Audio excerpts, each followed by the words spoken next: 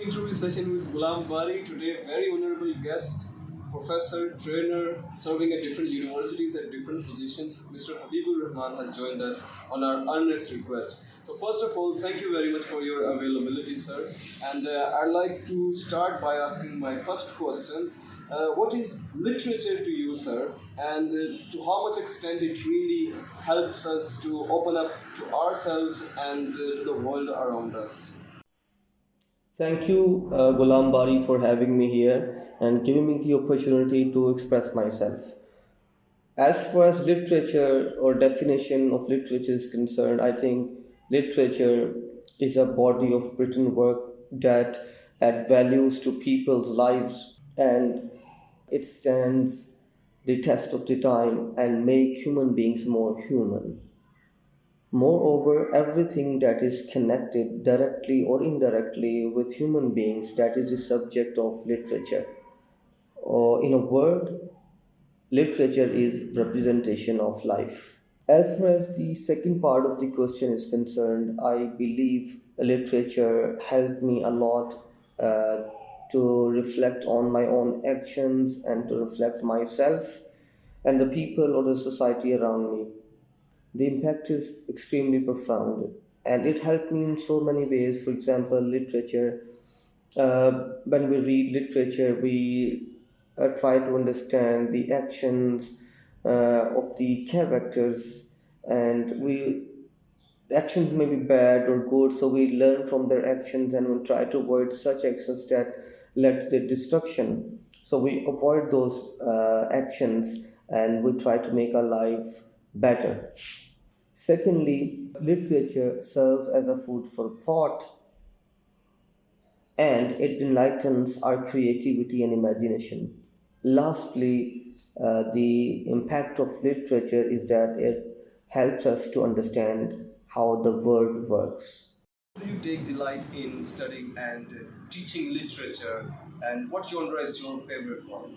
All right, I think I really take much delight while reading or teaching literature.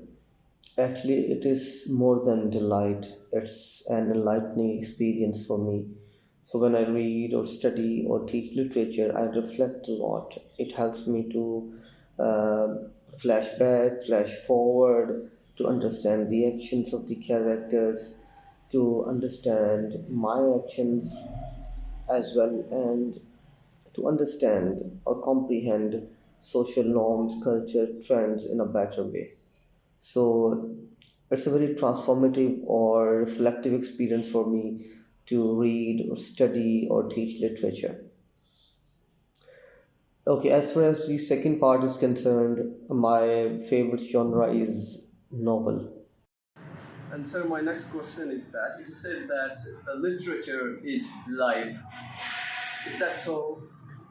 Well, to answer this question, I would like to pose a counter question that what is the subject of literature? What does literature depict or represent?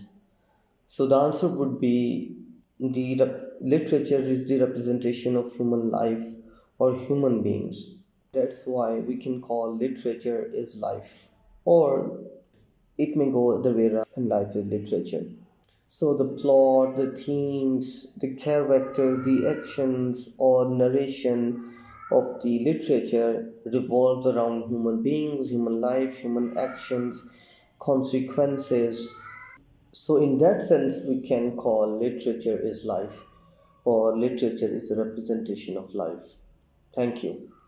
Whom do you regard as the pioneer or the champion of expression of human feelings and emotions? I mean, the author that has touched upon all the human domains. Oh, I think it's difficult to answer this question. As a whole, I don't know a single writer who touched upon all the aspects of human feelings and passions, but I can name some of a few writers who wrote about human feelings and passions. For example, Shakespeare, John Keats, Eugene O'Neill, D.H. Lawrence. So these are a few writers who talked about human feelings and passions and love because I haven't read their works completely, so I don't know to what extent they have written about human feelings and compassions. Thank you. Sir, do you really think that the Shakespeare is really as great as we believe of him? In my opinion, Shakespeare is really great. Shakespeare has tried his hand at every aspect of human life. So, if you start reading Shakespeare, you will find treachery, civil war, dryers, cruel king, jesters, wars, battles, conspiracies, bloodshed, spying, murderers, conspiracies, infidelity, riots, bloodbath, treachery, sadness, love, happiness, comedy, wild jealousies, sibling rivalries, hunger for power, and many more. And the list goes on and goes on. Moreover, Shakespeare has a massive impact on our language. For example, in our daily conversation, when we are using some expressions, so we are actually quoting Shakespeare. For example, when we say excellent, gloomy, hint, lonely, tongue tied, that's the long and short of it. The truth will out without rhyme or reason.